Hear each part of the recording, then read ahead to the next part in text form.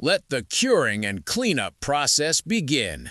Within 30 minutes of last application, Flak Jacket PRO will start to dry and appear even better as time passes.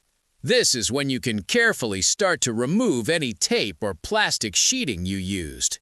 At the 1 hour mark, everything should be completely dry to the touch by now.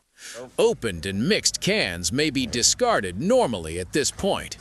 Exposure to direct sunlight or a light breeze outdoors will help speed this process up.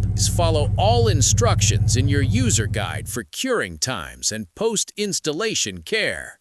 Congratulations! Your truck bed or coated application should look as good as new. Flak Jacket PRO. It's tough like body armor.